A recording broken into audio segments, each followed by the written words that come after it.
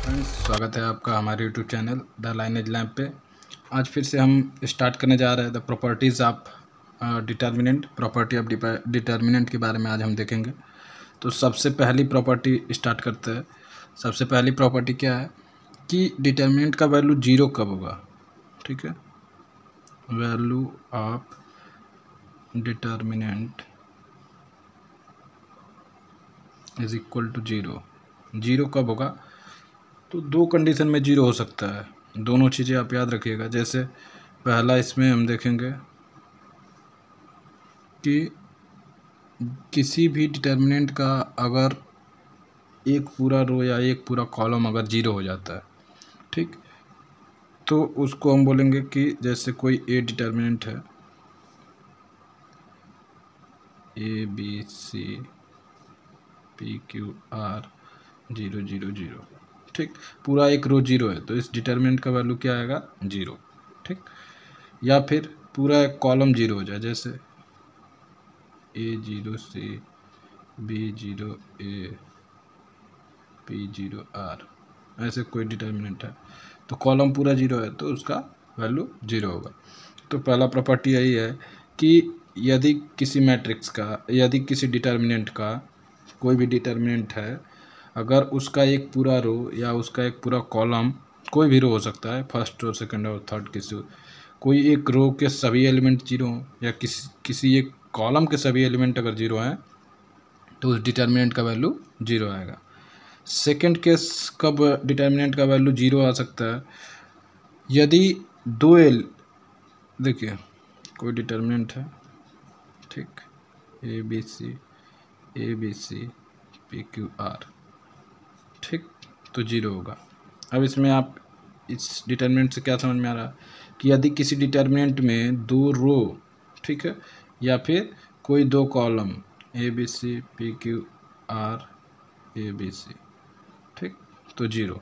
मतलब यदि किसी डिटर्मिनेंट के दो रो या फिर दो कॉलम आइडेंटिकल हो, कोई भी दो हो सकता है, ये दोनों है, अभी इसमें ये दोनों भी हो सकता है, फर्स्ट और थर्ड भी हो सकता है, तो कोई भी दो रो या दो कॉलम, इसमें भी कॉलम में ये दोनों हो सकते हैं या फिर ये दोनों या फिर ये दोनों, तो कोई भी दो रो या दो कॉलम अगर आइडेंटिकल हो, मतलब उसके सभी करस्पॉन्डिंग एलिमेंट जो हैं अगर आइडेंटिकल हैं, ठीक, या पूरा रो दूसरे रो के आइडेंटिकल है, तो हम बोलेंगे कि उस डिटर्मिनेंट का वैल्यू जीरो होगा।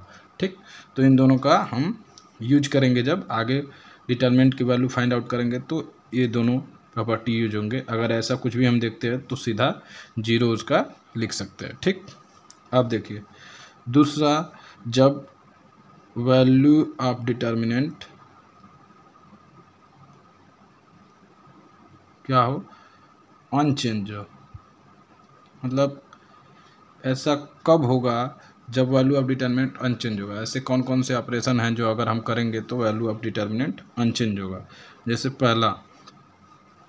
पहले में अगर हम बात करें तो हम आपको बताए थे कि डिटर्मिनेंट ए निकालिए या फिर ए टी क्या है, इसका हम मैट्रिक्स में देख चुके हैं। ए टी मतलब ए का ट्रांसपोज, उसका डिटर्मिनेंट निकालिए, दोनों सेम होगा। मतलब कि ए का डिटर्मिनेंट निकालिए या फिर ए के ट्रांसपोज का डिटर्मिनेंट फाइंड आउट कीजिए, दोनों के डिटर्मिनेंट सेम होंगे, मतलब चेंज नहीं होगा, मतलब अनचेंज रहेगा। जैसे इसको कैसे देख सकते हैं? देखिए ए बी सी है, पी क्यू आर है और एक्स वाई जेड है, ठीक, तो इसका जो डिटर्मिनेंट आएगा वही डिटर्मिनेंट होगा इसके ट्रांसपोज का। ट्रांसपोज मतलब सभी रो को क्या कर देना है? कॉलम बना देना, या सभी कॉलम को क्या कर देंगे? रो बना देंगे। तो फर्स्ट रो फर्स्ट कॉलम कर दीजिए ए बी सी, ठीक, second row second column P Q R, third row third column X Y Z. तो जो इसका वैल्यू आएगा वही वैल्यू इसका आएगा। ठीक है, मतलब सभी रो को अगर कॉलम में सभी रो को कॉलम बना दिया जाए या फिर सभी कॉलम को रो बना दिया जाए तो जो वैल्यू इसका होगा वही वैल्यू इसका भी आएगा। मतलब इस डिटर्मिनेंट का जो वैल्यू आएगा वही वैल्यू इस डिटर्मिनेंट का भी होगा। ठीक, तो इसमें वैल्यू क्या होगा? अनचेंज रहा। ठीक, डिटर्मिनेंट का वैल्यू किसी दिए गिवन डिटर्मिनेंट का वैल्यू फाइंड आउट कीजिए या उस गिवन डिटर्मिनेंट के ट्रांसपोज का वैल्यू फाइंड आउट कीजिए, दोनों सेम होगा। अब इसमें दूसरा कंडीशन जब अनचेंज रहेगा वो क्या है, दूसरा है कि देखिए कोई मैट्रिक्स ऐसे है A1 B1 C1 A2 B2 C2 और A3 B3 C3, ठीक। दूसरा ये है कि अगर इनको साइक्लिक मतलब R1 को क्या कर दिए R2, R2 को क्या कर दिए R3 और R3 को किसके प्लेस पे लेके चले गए R1 के प्लेस पे, R1 को R2 मतलब A1 B1 C1, R2 को R3 A2 B2 C2 और R3 को फर्स्ट वाले पे A3 B3 C3। तो क्या होगा, इन दोनों का जो वैल्यू होगा वो सेम होगा, ठीक। मतलब अगर साइक्लिक ऑर्डर में रो को चेंज करें या फिर कॉलम को कैसे करेंगे, फर्स्ट कॉलम को सेकंड कर दिए, सेकंड को थर्ड कर दिए और थर्ड वाले को फर्स्ट कर दिए तो भी सेम होगा। तो साइक्लिक ऑर्डर में अगर रो को चेंज करें या फिर साइक्लिक ऑर्डर में कॉलम को चेंज करें तो जो उसका वैल्यू होता है वो अनचेंज रहता है, चेंज नहीं होता है। जो डिटर्मिनेंट का वैल्यू आएगा दोनों में सेम आएगा। क्लियर है, ठीक। अभी थर्ड कब सेम होगा उसको समझते हैं, ठीक है। तो थर्ड इसमें देखते हैं अनचेंज्ड का कंडीशन है कि यदि कोई डिटर्मिनेंट ऐसे दिया गया है ABC PQR और XYZ, ठीक। तो इसका जो वैल्यू आएगा, इस डिटर्मिनेंट का जो वैल्यू आएगा वही वैल्यू अगर हम इसमें ABC फर्स्ट रो में ABC फर्स्ट रो में क्या करें, अगर किसी एक रो में एक ही नंबर से मल्टीप्लाई करते हैं, ठीक, किसी एक रो में एक नंबर से मल्टीप्लाई कर दीजिए, ठीक। जैसे मान लीजिए इसमें हम एक स्केलर से मल्टीप्लाई करते हैं K से, तो KP हो जाएगा, KQ हो जाएगा और KR हो जाएगा। अब उसको इसमें ऐड कर दीजिए, तो KP यहाँ ऐड कर दिए, यहाँ पे KQ और यहाँ पे KR, ठीक। फिर इन दोनों को सेम लिख लीजिए PQR XYZ। तो क्या होगा, इसका और इसका सेम आएगा आंसर, ठीक है। मतलब इस प्रॉपर्टी में क्या कहना चाह रहा है कि यदि किसी डिटर्मिनेंट का वैल्यू वही होगा यदि उसके यदि किसी डिटर्मिनेंट में हम उसके किसी एक रो या किसी एक कॉलम में किसी कांस्टेंट से मल्टीप्लाई करते हैं, ठीक है, और फिर उसके दूसरे रो या दूसरे कॉलम में ऐड करते हैं उसे, तो उसका जो वैल्यू आएगा, उस डिटर्मिनेंट का जो वैल्यू आएगा वही वैल्यू उसके ओरिजिनल डिटर्मिनेंट का भी होगा, ठीक। इस प्रॉपर्टी को, ये प्रॉपर्टी बहुत ही इंपॉर्टेंट है, इस प्रॉपर्टी को यूज किया जाएगा आगे।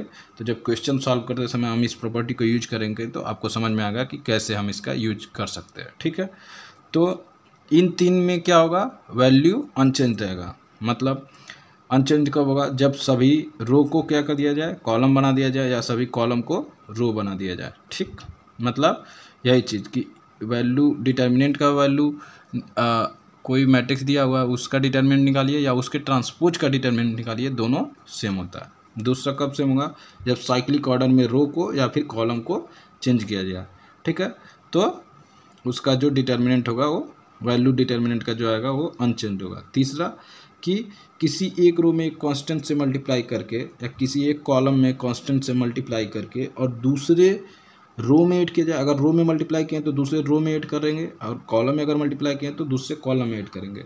तो अगर किसी एक रो में कांस्टेंट से मल्टीप्लाई किए और दूसरे रो में उसको ऐड किए, ठीक है, और बाकी दोनों फिर से सेम हो, तो उसका जो फाइनल आंसर होगा, दोनों का जो वैल्यू आएगा वो सेम आएगा, ठीक है। तो यहाँ तक समझ में आया कि कब डिटर्मिनेंट का वैल्यू 0 होगा और कब अनचेंज होगा। अब इसके बाद हम कुछ स्पेशल देखते हैं, ठीक है। अब इसी अनचेंज में एक और क्या है कि अनचेंज तो होगा उसका वैल्यू, लेकिन साइन चेंज हो जाता है। कब होगा ये चीज़, उसको देखते हैं। यदि कोई डिटर्मिनेंट दिया गया है A B C P Q R और एक्स वाई जेड, ठीक है, तो केवल 2 रो, मतलब ये 2 रो हो सकते हैं या फिर ये दोनों हो सकते हैं या फिर पहला और तीसरा हो सकता है, केवल 2 रो या 2 कॉलम, पहला दूसरा कॉलम, दूसरा तीसरा कॉलम या फिर पहला और तीसरा कॉलम, किसी 2 रो या किसी 2 कॉलम को इंटरचेंज किया जाए। इंटरचेंज होने का मतलब होता है कि पहले वाले के प्लेस पे दूसरा चला जाएगा और दूसरे वाले के प्लेस पे पहला, तो इंटरचेंज किया जाए तो डिटर्मिनेंट का जो वैल्यू होगा वो तो सेम होता है, लेकिन उसका साइन चेंज हो जाता है, मतलब माइनस साइन से लास्ट में मल्टीप्लाई हो जाता है, ठीक है।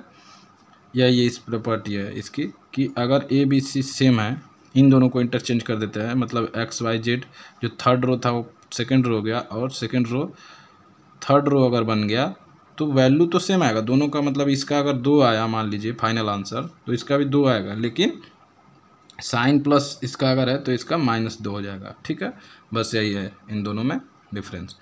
तो 3 में अनचेंज रहा, जो पीछे हम देखें इसमें अनचेंज रहा, मैग्नीट्यूड अनचेंज रहता है लेकिन साइन चेंज हो जाता है, ठीक। अब देखिए, अब बात करते हैं हम एक इम्पॉर्टेंट प्रॉपर्टी और है, जैसे कोई भी रो है, कोई भी डिटरमिनेंट दिया है A B C P Q R X Y Z, ठीक है, तो अगर इसमें किसी स्केलर से मल्टीप्लाई करने को बोला, ठीक, कोई ए डिटर्मिनेंट ए है, ठीक, और बोला है कि डिटर्मिनेंट के निकालिए, के एक स्केलर है, तो ये क्या होगा, ठीक। तो इसका मतलब कि हम के से किसी एक रो या किसी एक कॉलम में मल्टीप्लाई करेंगे, ठीक है। यहाँ पे पहले लिख लेते हैं A B C P Q R X Y Z, ठीक है। तो इसके का क्या करेंगे, अभी मैट्रिक्स में हम क्या करते थे, जो स्केलर का मल्टीप्लाई करते थे सभी रो में करते थे, ठीक है, लेकिन यहाँ पे किसी एक रो या किसी एक कॉलम में केवल मल्टीप्लाई करते हैं, मतलब कि अगर इसको लिखे तो के बी और के सी लिख सकते हैं, और यहाँ पे P Q R X Y Z same रहेगा, ठीक है। लेकिन मैट्रिक्स में क्या होता है, अगर स्केलर का मल्टीप्लाई करना है तो उसके सभी एलिमेंट में कर, लेकिन डिटर्मिनेंट में क्या करते हैं कि अगर के का मल्टीप्लाई करना है, मतलब स्केलर का मल्टीप्लाई करना है, तो किसी एक रो या किसी एक कॉलम में केवल करते हैं, ठीक है। तो ये एक प्रॉपर्टी है, ठीक। या इसका रिवर्स देखिए, अगर मान लीजिए आपको दिया हुआ है कि ए बी सी के पी के क्यू के आर एक्स वाई जेड, ऐसे कोई मान लीजिए डिटर्मिनेंट दिया है, तो हम क्या कर सकते हैं, इसका रिवर्स क्या बोल सकते हैं कि किसी एक रो या किसी एक कॉलम में, ठीक है, किसी एक रो या किसी एक कॉलम में अगर एक ही चीज़ कॉमन हो, एक ही नंबर कॉमन है, तो उसको हम कॉमन करके बाहर भी निकाल सकते हैं, तो A B C P Q R और एक्स वाई जेड ऐसे भी लिख सकते हैं, ठीक है। तो इस प्रॉपर्टी को याद रखिएगा, ये भी बहुत ही यूज में आएगा, ठीक है। अब नेक्स्ट प्रॉपर्टी क्या है, नेक्स्ट प्रॉपर्टी को देखते हैं। तो नेक्स्ट प्रॉपर्टी में हम देखेंगे कि उसको सिंपली पहले ऐसे लिख लेते हैं, के का किसी कोई स्केलर का किसी मैट्रिक्स में मल्टीप्लाई किए, ठीक है, उसका डिटर्मिनेंट निकालें, वो इक्वल होगा के की power N determinant of A. अब इसका क्या मतलब है, और एन क्या है, N is order of a matrix, ये मैट्रिक्स का ऑर्डर है। अब इसको समझिए, देखिए मान लीजिए यहाँ पे कोई ए मैट्रिक्स है, A B C P Q R X Y Z, ठीक है, तो के ए क्या हो जाएगा, के ए मैट्रिक्स क्या होगा, अब स्केलर है, स्केलर का मैट्रिक्स में मल्टीप्लाई मतलब हर एलिमेंट में मल्टीप्लाई, तो के बी के सी के पी के क्यू के आर के एक्स के वाई के जेड हो जाएगा, ठीक। अब ए था मैट्रिक्स, के ए मैट्रिक्स बन गया, अब उसका डिटर्मिनेंट निकालना है, तो डिटर्मिनेंट ऑफ के ए इज इक्वल टू क्या होगा, वही चीज़, केवल डिटर्मिनेंट का साइन कर दीजिए, के बी के सी के पी के क्यू के आर के एक्स के वाई के जेड, ठीक। अब वही चीज़ जो हम ऊपर पढ़े, देखिए किसी एक रो में कॉमन था तो क्या किए, उसको बाहर कर सकते हैं, यहाँ पे पूरे रो में क्या कॉमन है, के कॉमन है, के को बाहर कर लिए। इसमें क्या कॉमन है, के कॉमन है, के को बाहर कर लिए। इसमें क्या कॉमन है, के कॉमन है, के को बाहर कर लिए। और जो जो बाहर जाएगा मल्टीप्लाई में जाएगा और बचेगा क्या यहाँ पे, तो ऊपर में ए बी सी फिर P Q R X Y Z. ठीक, अब ये क्या है, एक के क्यूब हुआ। ठीक, और ये तो फिर से क्या है, ए मैट्रिक्स था, इसका डिटर्मिनेंट क्या होगा, वही चीज़, केवल डिटर्मिनेंट का साइन। तो ये क्या हो गया, ए मैट्रिक्स है, ए का डिटर्मिनेंट हो गया, तो के क्यूब आया। अब ये 3 क्या है, यही तो ऑर्डर है, इसका ऑर्डर क्या है, 3×3। तो वही चीज़ लिखा हुआ है कि के ए दिया गया है, के ए का डिटर्मिनेंट, के ए मतलब इस पूरे ए मैट्रिक्स में के से मल्टीप्लाई हुआ है, मैट्रिक्स में मल्टीप्लाई हुआ, उसका डिटर्मिनेंट इज इक्वल टू उस स्केलर का जितना ऑर्डर अगर है मैट्रिक्स का उतना पावर कर दीजिए और केवल निकाल लीजिए मैट्रिक्स का डिटर्मिनेंट। ठीक, तो ऐसे कर सकते हैं। तो उसका इसका एक बहुत बड़ा यूज है ये वाला। ठीक है, तो ये भी इम्पोर्टेंट है। ठीक, अब नेक्स्ट देखते हैं। तो अब नेक्स्ट प्रॉपर्टी देखिए, मान लीजिए कोई दो डिटर्मिनेंट दिया गया है A B C P Q R और एक्स वाई जेड, और यहाँ पे M N O P Q R और एक्स वाई जेड, मतलब उसके कोई भी ऐसी दो मैट्रिक्स, मतलब सॉरी कोई भी ऐसा दो डिटर्मिनेंट जिसके दो रो, इसमें दो रो क्या है देखिए आइडेंटिकल है, तो दो रो या दो कॉलम अगर आइडेंटिकल है और केवल एक रो या एक कॉलम जो है क्या है डिफरेंट है दोनों में, तो हम उनको ऐड कैसे करेंगे। तो ऐड करने के लिए ये दोनों का एडिशन इक्वल होगा, केवल जो डिफरेंट है उसको ऐड कर दीजिए और जो आइडेंटिकल है उनको सेम लिख लीजिए, जैसे A plus M B plus N और सी प्लस ओ। बाकी आइडेंटिकल को लिख लीजिए वैसे का वैसे, पी क्यू आर एक बार, केवल इसको ऐड नहीं करेंगे कि 2p 2q, ऐसे नहीं, केवल आइडेंटिकल है तो उसको एक बार लिखेंगे एक्स वाई जेड। ठीक, तो ये चीज़ कर सकते हैं। मतलब इसके लिए सबसे पहली चीज़ क्या है, ऐड कब करेंगे, जब 2 रो या फिर कॉलम, कोई दो रो या कॉलम आइडेंटिकल होना चाहिए। ठीक, और दो आइडेंटिकल है मतलब एक रो या एक कॉलम दोनों में डिफरेंट होना चाहिए, तो उसको ऐड कर सकते हैं। या इसी का रिवर्स कभी कभी यूज करने में आता है कि मान लीजिए ऐसे लिखा है कि ए प्लस बी फिर सी प्लस डी और ई प्लस एफ। ठीक है, ई प्लस एफ और P Q R X Y Z. तो इसको हम क्या कर सकते हैं, अलग अलग कर सकते हैं, A B C A C ई, इसका फर्स्ट इसका फर्स्ट इसका फर्स्ट, ए सी ई, नीचे P Q R X Y Z, और प्लस अब सेकेंड वाला B C B D F, B D F, P Q R तो सेम ही होगा और एक्स वाई जेड। ठीक, तो ऐसे होगा तो ऐसे कर सकते हैं, ऐसे लिखा तो ऐसे लिख सकते हैं। ये है इसकी अगली प्रॉपर्टी। ठीक, अब कुछ एक्स्ट्रा प्रॉपर्टीज़ हम देख लेते हैं कि क्या होता है एक्स्ट्रा प्रॉपर्टी में। जैसे कोई ए और बी दो मैट्रिक्स है, उनका मल्टीप्लाई किए फिर उनका डिटर्मिनेंट निकाले, मतलब दो मैट्रिक्स का मल्टीप्लाई करके फिर डिटर्मिनेंट निकालें, वो इक्वल होगा ए का डिटर्मिनेंट निकाल लें, बी का डिटर्मिनेंट निकाल लें और फिर से मल्टीप्लाई करें। समझ में आया, मतलब ए और बी दो मैट्रिक्स दिया है उसका मल्टीप्लाई कर लीजिए, जो आंसर आया उसका डिटर्मिनेंट निकालिए, या फिर दोनों का अलग अलग डिटर्मिनेंट निकाल के फिर मल्टीप्लाई कीजिए, दोनों का आंसर सेम होगा।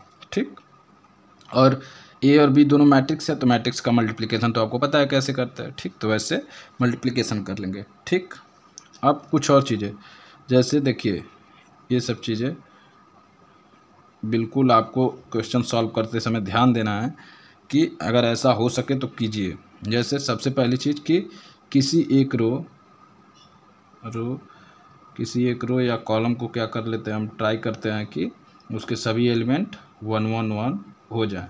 ठीक है, किसी एक रो या कॉलम का हम ट्राई करेंगे कि सभी एलिमेंट क्या हो 1 1 1, अगर हो रहा है तो उसको करते हैं, उससे आगे सॉल्व करने में बहुत ज़्यादा इजी हो जाता है क्वेश्चन। ठीक है, जब हम क्वेश्चन सॉल्व करेंगे तो देखेंगे कि कैसे इसका यूज करते हैं। और दूसरा कि किसी भी एलिमेंट में किसी भी रो या फिर कॉलम में मैक्सिमम क्या करते हैं, जीरो करने का ट्राई करते हैं, मैक्सिमम एलिमेंट को जीरो करने का हम ट्राई करेंगे। किसी भी रो या कॉलम के एलिमेंट्स को मैक्सिमम क्या करेंगे, ट्राई करेंगे कि 0 हो जाए। अगर, या फिर इसी को दूसरी भाषा में हम बोल सकते हैं, दूसरी तरह से बोल सकते हैं कि ऐसा रो या ऐसे कॉलम से हम मैट्रिक्स का एक्सपांड करते हैं मैट्रिक्स डिटर्मिनेंट को, जिसमें मैक्सिमम नंबर ऑफ 0 हो। मान लीजिए फॉर एग्जांपल कोई मैट्रिक्स ऐसे दिया है ABC 0 P0 XYZ। तो अगर इसको आपको एक्सपांड करना है तो हम किस रो से करना चाहेंगे, हमको प्रीफर करना चाहिए सेकेंड रो से एक्सपांड करने से। ठीक, क्यों, इससे फ़ायदा क्या होगा कि 0 से जब एक्सपांड करेंगे तो कोई भी उसका माइनर, जैसे 0 से करते हैं तो इसका माइनर देखेंगे, ए वाला रो और इसको ख़त्म करके माइनर, तो 0 से जब मल्टीप्लाई करेंगे उसके माइनर में तो 0 हो जाएगा, तो उसका करने का ज़रूरत नहीं है। फिर यहाँ से भी वही होगा, तो केवल P ऐसे लिखिए और इसका माइनर लिखिए। माइनर क्या होगा, ए वाला ख़त्म, ए वाला ख़त्म, AC XZ, ठीक, और इसका मल्टीप्लाई करके निकाल लीजिए। अब P का साइन क्या होगा, हम बताए थे एक्सपांड करने में साइन भी ध्यान देना होता है, तो plus minus plus minus plus minus, तो प्लस हो गया तो प्लस रहेगा, और इसका कर दीजिए, हो गया ख़त्म। तो इस तरह से यूज करेंगे। तो ये रही सारी प्रॉपर्टीज़ हमने आज देखा, डिटर्मिनेंट के जो भी प्रॉपर्टीज़ है उसको हमने आज कवर किया। अब अगले वीडियो में हम इन पे आने वाले सभी सवालों को, डिफरेंट टाइप्स के सवाल जो मैक्सिमम नंबर ऑफ टाइम्स पूछे जाते हैं एग्ज़ाम्स में, तो उनको हम सॉल्व कर लेंगे अगले वीडियो में। ठीक है, तो अगर आज का वीडियो आपको अच्छा लगा हो तो लाइक कीजिए, शेयर कीजिए और सब्सक्राइब कीजिए हमारे चैनल को। ठीक है, बने रहिए हमारे साथ। धन्यवाद।